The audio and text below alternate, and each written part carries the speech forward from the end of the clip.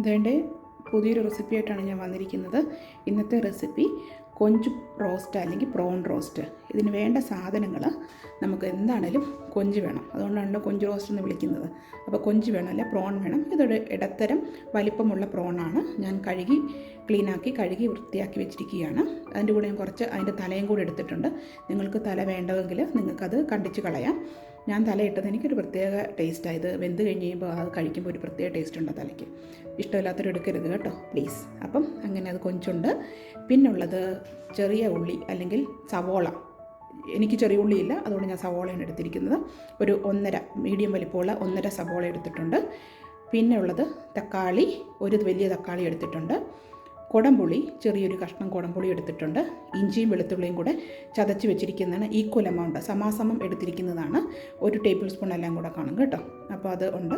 പിന്നെ ഒരു പച്ചമുളക്, ഞാൻ ഒന്നേ എടുത്തിട്ടുള്ളൂ. ഇവിടെ ഞങ്ങൾക്ക് ഒത്തിരി എരിവ് വേണ്ട, അതുകൊണ്ട് ഒരു പച്ചമുളക് കീറി വെച്ചിരിക്കുന്നതാണ്. നിങ്ങൾക്ക് പച്ചമുളക് ഏറിയിട്ട് അതിലും ടേസ്റ്റാണ് കേട്ടോ. പിന്നുള്ളത് കരിയാപ്പില. പിന്നെ വേണ്ട സാധനങ്ങൾ പൊടികളാണ്. പൊടികൾ വേണ്ടത് മല്ലിപ്പൊടി, മുളക് പൊടി, കാശ്മീരി മുളക് പൊടി എടുത്തിരിക്കുന്നത്. എരി ഇഷ്ടമുള്ള ആൾക്കാർക്ക് നല്ല എരിവുള്ള മുളക് പൊടി ഇടാം. ഇതിപ്പോൾ കാശ്മീരി മുളക് പൊടിയാണ് കേട്ടോ. പിന്നെ മഞ്ഞൾ പൊടി, പിന്നുള്ളത് പെരിഞ്ചീരകം, കുരുമുളക് പൊടി, കടുക്, നമ്മൾ ആദ്യം കടുക് പൊട്ടിക്കാനായിട്ട്. പിന്നെ ആവശ്യത്തിന് ഉപ്പ് വേണം, വെളിച്ചെണ്ണ വേണം, വെള്ളം ആവശ്യത്തിന്. ഇനിയിപ്പോൾ എങ്ങനെ ഇതുണ്ടാക്കുന്നതെന്ന് കാണിച്ചു തരാം. ആദ്യം ഞാൻ ചെയ്യാൻ പോകുന്നത് ഈ കൊഞ്ച് കുറച്ച് ഉപ്പും മഞ്ഞൾ പൊടിയും ആ പുളിയും കഷ്ണവും കൂടി ഇട്ടിട്ട്, നമ്മുടെ കുടംപുളിയില്ലേ അതും കൂടി ഇട്ടിട്ട് ഞാൻ തിളപ്പിക്കാൻ വേണ്ടി പോവാണ്. നിങ്ങൾക്ക് വേണം ഒരു കുറച്ച് വെള്ളം കൂടി ഒഴിക്കാം, അടിക്ക് പിടിക്കാതിരിക്കാനായിട്ട്. അപ്പം പുളിയിട്ട് കുറച്ച് ഉപ്പ് ഒത്തിരി ഉപ്പ് വേണ്ട, നമുക്ക് ആവശ്യത്തിന് ഉപ്പ് മതി. കുറച്ച് ഉപ്പ് ഇട്ട് പിന്നെ ഒരു 1/4 ടീസ്പൂൺ കുറച്ച് മതി കേട്ടോ. പിന്നെ നമ്മൾ മസാലയുടെ കൂടെ മഞ്ഞൾ പൊടി ചേർക്കുന്നുണ്ട്. കുറച്ച് മഞ്ഞൾ പൊടിയും ഇച്ചിരി വെള്ളം, ഞാൻ ഓൾറെഡി വെള്ളം ഇച്ചിരി ഒഴിച്ചിട്ടുണ്ട്. വെള്ളം കൂടി ഇട്ടിട്ട് നമുക്കൊന്ന് തിരുമ്മി പിടിപ്പിച്ചിട്ട് ഇത് നമുക്കൊന്ന് വേവിച്ചെടുക്കാം. കൊഞ്ചിന് ഒത്തിരി വേവില്ല കേട്ടോ. ഒത്തിരി വെന്ത് കഴിഞ്ഞാൽ ഇത് റബ്ബർ പോലെ ഇരിക്കും. അപ്പം ഒത്തിരി വേവില്ല, ജസ്റ്റ് ഒന്ന് തിളച്ച് ഒരു 5 മിനിറ്റ് തിളച്ച് ഒന്ന് വേവിച്ചെടുത്താൽ മതി കേട്ടോ. നല്ലോണം ഉപ്പും ഇതെല്ലാം കൂടി ഇതാക്കിയിട്ട് ഞാനിപ്പോൾ ഇത് വേവിക്കാൻ വെക്കാൻ പോവാണ് അടുപ്പത്ത് കേട്ടോ. ഇതുകൊണ്ട് ഞാൻ ചട്ടിക്കകത്ത് അടുപ്പത്ത് വെച്ചിട്ടുണ്ട് നമ്മുടെ കൊഞ്ച്. അത് വേവട്ടെ, അടച്ച് വെച്ച് വേവിക്കാം കേട്ടോ. അതൊന്ന് വേവട്ടെ കേട്ടോ. കൊഞ്ച് അവിടെ നിന്ന് വേവുന്ന സമയം കൊണ്ട് നമുക്ക് അതിനുള്ള മസാല തയ്യാറാക്കാം. കൊഞ്ചിനുള്ള മസാല തയ്യാറാക്കാം, റോസ്റ്റിനുള്ളത്. അപ്പോൾ ഞാനൊരു അടുപ്പത്ത് ഒരു ചീനച്ചട്ടി വെച്ചിട്ടുണ്ട്. എന്നിട്ട് അടുപ്പ് കത്തിക്കാം. അടുപ്പ് കത്തിച്ചിട്ട് ചട്ടി ചൂടാകുമ്പോൾ കുറച്ച് എണ്ണ ഒഴിച്ച് കൊടുക്കാം. ഓക്കെ, ചട്ടി ചൂടായി, അതിനകത്തോട്ട് കുറച്ച് നമുക്ക് എണ്ണ ഇട്ട് കൊടുക്കാം. അപ്പോൾ ഞാനിതാണ്ട് ഇപ്പോൾ എണ്ണ ഒഴിക്കുകയാണ്. ഒത്തിരി എണ്ണ വേണ്ട, റോസ്റ്റൊക്കെ ആകുമ്പോൾ ഇച്ചിരി എണ്ണ വേണം. പിന്നെ ഒത്തിരി എണ്ണ ഒഴിക്കേണ്ട, അതൊക്കെ പിന്നെ കൊളസ്ട്രോളൊക്കെ അല്ലേ. അതുകൊണ്ട് കുറച്ച് എണ്ണ ഒഴിച്ചാൽ നമുക്ക് നല്ലത്. അപ്പോൾ എണ്ണ ഒഴിച്ചു. ഇനിയിപ്പോൾ എണ്ണ ചൂടാകട്ടെ കേട്ടോ. എണ്ണ നല്ലോണം ചൂടാക്കി അതിനകത്തോട്ട് കുറച്ച് കടുക് ഇട്ട് കൊടുക്കാം. കടുക് പൊട്ടി തുടങ്ങി നമുക്ക് സവോള ഇട്ട് കൊടുക്കണം. സവോള ഇട്ട് വഴറ്റാം. സവോള പിന്നെ പച്ചമുളകും കൂടി ഇടുന്നുണ്ട് കേട്ടോ.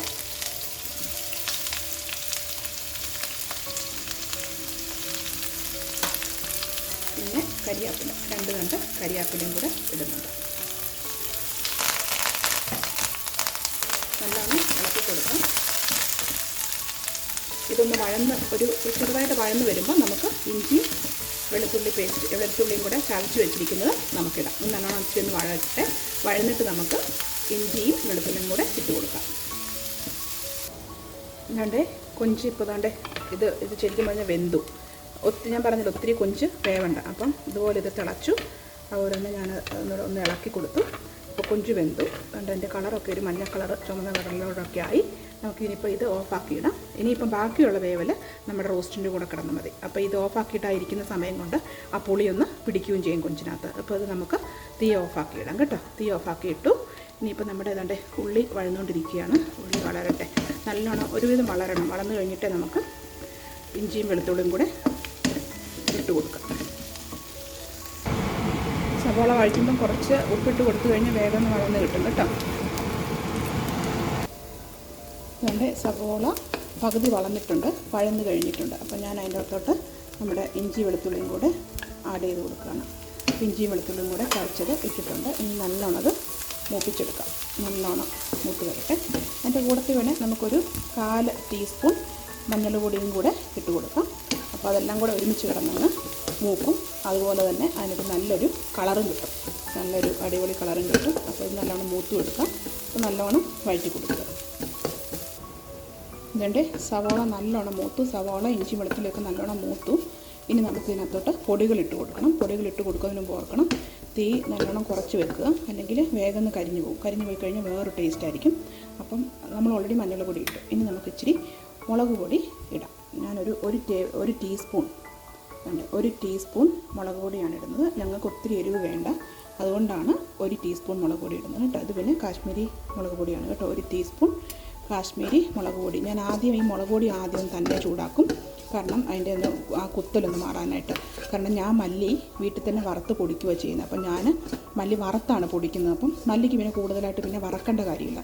നിങ്ങൾ കടയിൽ നിന്നൊക്കെ വാങ്ങിക്കുന്ന മല്ലിപ്പൊടിയാണെങ്കിൽ മുളകും മല്ലിയും ഒരുപോലെ ഇട്ട് വറക്കണം കേട്ടോ. ഇതിപ്പോൾ ഞാൻ മുളക് പൊടി കടയിൽ നിന്ന് വാങ്ങിച്ചതാണ്. അപ്പം മുളക് പൊടി ഒന്ന് വറുത്തിട്ട് ഒന്ന് ചെറുതായിട്ടാകുമ്പോഴേ മല്ലിപ്പൊടി ഇട്ട് കൊടുക്കുള്ളൂ. കാരണം ഞാൻ തന്നെ വറുത്ത് പൊടിച്ചതല്ലേ. ഇനിയും കൂടെ കൂടുതൽ നമ്മളിത് വറക്കേണ്ട കാര്യമില്ല. അപ്പോൾ മുളകൊന്ന് ചെറുതായിട്ട് ഒന്ന് ജസ്റ്റ് ഒന്ന് വാടി കഴിയുമ്പോൾ നമുക്ക് കുറച്ച് മല്ലിപ്പൊടി ഇട്ട് കൊടുക്കാം. മല്ലിപ്പൊടി ഞാനൊരു 1 ടീസ്പൂൺ മല്ലിപ്പൊടിയും കൂടി ഇട്ട് കൊടുത്തു. 1 ടീസ്പൂൺ അതിന് കുറച്ചുകൂടെ വേണം ഇട്ട് കൊടുക്കാം. ഒരു 1.25 ടീസ്പൂൺ മല്ലിപ്പൊടിയും കൂടി ഇട്ട് കൊടുത്തു. ഇത് നല്ലോണം ഇനി വഴുന്ന കൂട്ടത്തില്ല. ഇനിയിപ്പോൾ നമുക്ക് എന്താ ചെയ്യാൻ പറ്റുമെന്ന് പറഞ്ഞാൽ ഇതിന് കൂടെ ഞാനങ്ങ് ആ തക്കാളി അരിഞ്ഞു വെച്ച തക്കാളിയും കൂടെ അങ്ങ് ഇട്ട് കൊടുക്കും. അരിഞ്ഞു വെച്ച തക്കാളിയും കൂടി ഇട്ട് കൊടുത്തിട്ട് ചെറിയ തീയിൽ ഒരു ഇടത്തരം തീയിൽ ഇത് നല്ലോണം വഴറ്റിയെടുക്കുക. അപ്പോൾ എന്തോ ഗുണമെന്ന് വെച്ചിട്ടുണ്ടെങ്കിൽ നമ്മുടെ മുളകും മല്ലിയൊന്നും കരിഞ്ഞും പോകത്തില്ല, തക്കാളിയും വഴന്നും കിട്ടും. ആ വെള്ളത്തിൽ തക്കാളിയും വഴന്ന് ആ മുളക് പൊടി അങ്ങ് നല്ല സൂപ്പറായിട്ടിരിക്കും. അപ്പം അടുക്കി പിടിക്കത്തില്ല, ആ ഒരു കരിഞ്ഞ ചൊവയൊന്നും വരത്തില്ല. അപ്പോൾ തക്കാളി നല്ലോണം വഴന്ന് വരുന്നതാണ് ഇതിൻ്റെ കണക്ക്. ഇനിയിപ്പോൾ തീ കുറച്ചിട്ടിട്ട് തക്കാളി ഇത് നല്ലോണം മിക്സ് ചെയ്ത് ഇനിയിപ്പോൾ തക്കാളി വഴറ്റിയെടുക്കുക. അതിൻ്റെ കൂട്ടത്തിൽ മുളകും അങ്ങ് വഴന്നുള്ളൂ. ഈ സമയത്ത് വേണമെങ്കിൽ നിങ്ങൾക്ക് ആവശ്യത്തിന് ഉപ്പിട്ട് കൊടുക്കാം. ഞാൻ ഓൾറെഡി ആ കൊഞ്ചിനകത്ത് കുറച്ച് ഉപ്പിട്ടിട്ടുണ്ട്, അപ്പോൾ അതിനനുസരിച്ച് നിങ്ങൾ ഉപ്പിടാവുള്ളൂ കേട്ടോ.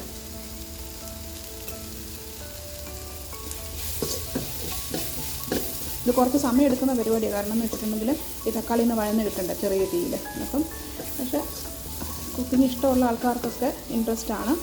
എനിക്ക് വലിയ ഇഷ്ടമാണ് കുക്ക് ചെയ്യാനും കഴിക്കാനും അതുപോലെ ഇഷ്ടമാണ് കേട്ടോ. അപ്പോൾ അതുകൊണ്ടാണ് ഞാനൊന്ന് പരീക്ഷിച്ചേക്കാമെന്ന് വിചാരിച്ചത് ഇതൊന്ന്. ഓക്കെ, അപ്പോൾ നല്ലോണം ഇത് വഴലട്ടെ. വഴന്ന് കഴിഞ്ഞിട്ട് ബാക്കി എന്തോ ചേർക്കേണ്ടതെന്നുള്ളത് നമുക്ക് കാണാം.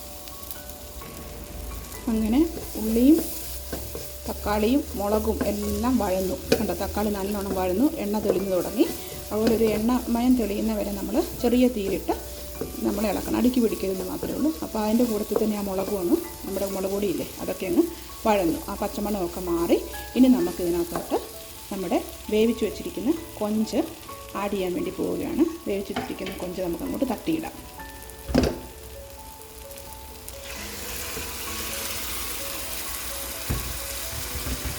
ഞാൻ ആ കൊഞ്ചും വെള്ളവും എല്ലാം കൂടെയാണ് തട്ടിയിട്ടത്. ഇനി നല്ലോണം ഇളക്കി കൊടുക്കുക.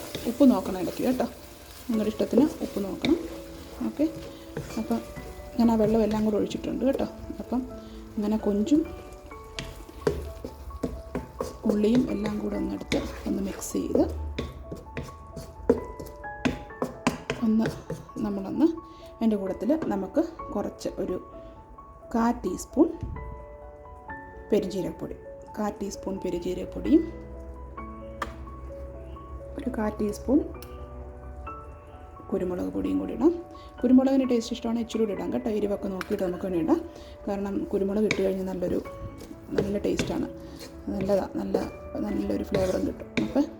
ഓക്കെ, ഇനിയിപ്പോൾ ഇതൊന്ന് നമുക്ക് തല്ലിപ്പൊത്തി വെച്ചിട്ട് ഇതൊന്ന് ജസ്റ്റ് ഒന്ന് തിളക്കട്ടെ. തിളച്ച് കഴിഞ്ഞിട്ട് നമുക്കൊന്നുകൂടെ ഒന്ന് ഇളക്കിയെടുക്കാം. അതോടെ നമ്മുടെ കൊഞ്ച് റോസ്റ്റ് അല്ലെങ്കിൽ പ്രോൺ റോസ്റ്റ് തയ്യാറായി കഴിയും കേട്ടോ. അപ്പോൾ നമുക്കൊന്ന് അടച്ചു വെച്ചിട്ട് നമുക്ക് വേവിക്കാം. നല്ലോണം തിളച്ചിട്ടുണ്ടത്. നമുക്കൊന്ന് തുറന്ന് നോക്കിയിട്ട് നമുക്ക് ഇളക്കിയെടുക്കാം.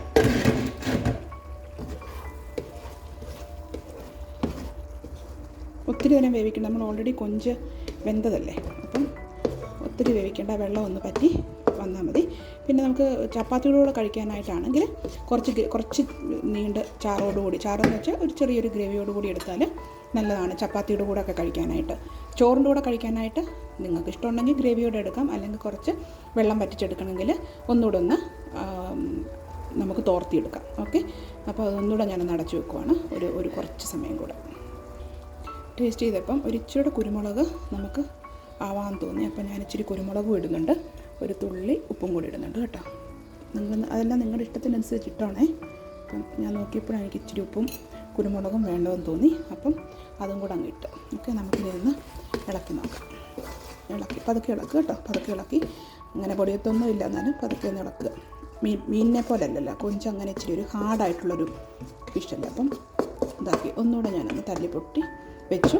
ഇനി ഒന്നുകൂടെ ഒന്ന് ആവി കയറട്ടെ.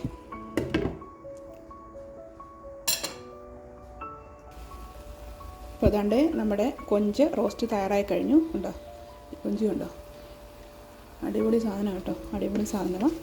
അപ്പോൾ അങ്ങനെ നമ്മുടെ വെള്ളമൊക്കെ പറ്റി നമുക്കിനിയിപ്പോൾ തീ ഓഫാക്കാം. ഈ സമയത്ത് നിങ്ങൾക്ക് വേണേൽ കുറച്ച് മല്ലിയില ചേർക്കാവുന്നതാണ്, ഇഷ്ടമുണ്ടെങ്കിൽ. എനിക്ക് മല്ലിയില ഇല്ലാത്തതുകൊണ്ട് ചേർക്കാത്തതാണ് കേട്ടോ. അപ്പോൾ ഇച്ചിരി മല്ലിയിലയും കൂടെ ചേർത്തിട്ട് നമുക്ക് ഇത് വിളമ്പാവുന്നതാണ്. അപ്പോൾ അങ്ങനെ നമ്മുടെ കൊഞ്ച് റോസ്റ്റ്, പ്രോൺ റോസ്റ്റ് തയ്യാറായി കഴിഞ്ഞു. അപ്പോൾ പുതിയൊരു വീഡിയോ ആയിട്ട് ഞാൻ വരാം കേട്ടോ. അപ്പോൾ ശരി.